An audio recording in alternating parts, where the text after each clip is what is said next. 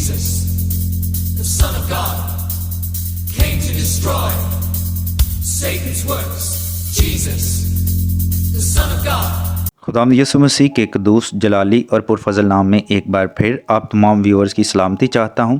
अगर आप इस चैनल पर नए हैं तो प्लीज़ इसको सब्सक्राइब कर लें ताकि हमारी तमाम वीडियो आप तक बआसानी पहुंच सके। आज का जो हमारा मज़मून है वो है खुदा इंसान क्यों बना। ये मसीही अकीदा है कि खुदा इंसान बना और तमाम मसीही इस बात पर मुत्तफ़िक हैं और ईमान रखते हैं कि खुदा इंसान बनकर दुनिया में आ गया, मगर इस बात पर एतराज़ भी उठाया जाता है कि भी कैसे खुदा इंसान बन सकता है। तो मैं यहाँ पर ये कहना चाहूँगा कि वो खुदा था लेकिन इंसान नहीं, मगर वो इंसान बना, क्योंकि खुदा के लिए इंसान बनना मुश्किल नहीं है, मगर इंसान के लिए खुदा बनना मुश्किल ही नहीं बल्कि नामुमकिन है। अब सवाल ये है कि भी खुदा इंसान क्यों बना। आज हम इन बातों पर गौर करेंगे कि खुदा को इंसान बनने की क्या ज़रूरत पेश आई, आखिर वो खाकी बदन में क्यों ज़ाहिर हुआ। तो जब हम बाइबल मुक़द्दस का मुतालिया करते हैं तो हमें इस बात की समझ आ जाती है कि भी खुदा क्यों इंसान बना। बाइबल मुक़द्दस की जो रूह है वो हमें बताती है कि भी खुदा क्यों इंसान बना।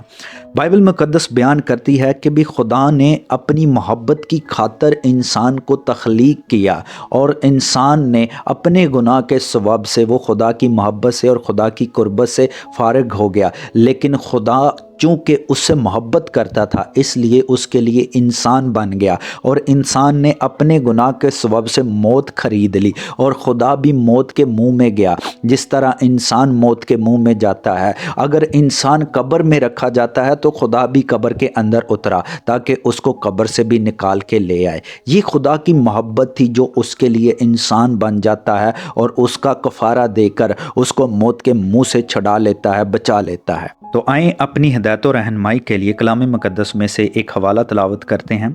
कुलसियों 2 बाब उसकी 9वीं आयत में लिखा है, क्योंकि अलूहियत की सारी ममूरी उसी में मुजस्सम होकर सुकूनत करती है। आमीन।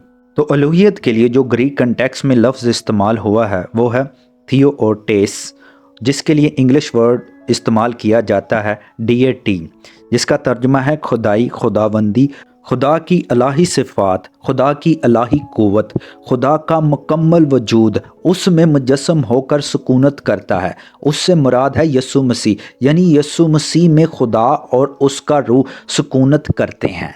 पहला अकनूम और तीसरा अकनूम यीशु में रहाइश पजीर हैं। ये आयत हमें बयान करती है कि भी पूरा का पूरा खुदा यीशु में समाया हुआ है। ये आयत हम पर वाज़िया करती है कि भी खुदा इंसान बनकर ज़मीन पर आ गया। और 10वीं आयत हमें बताती है कि भी वो क्यों इंसान बना। 10वीं आयत में लिखा है, तुम उसी में ममूर हो गए हो जो सारी हुकूमत और इख्तियार का सर है। और यहाँ पर जो लफ्ज़ इस्तेमाल हुआ है कि तुम उसी में ममूर हो गए हो, ममूर के लिए ग्रीक लफ्ज़ जो इस्तेमाल हुआ है वो है प्लीरो, जिसका मतलब है फुलफिल, कंप्लीट करना, कामिल करना।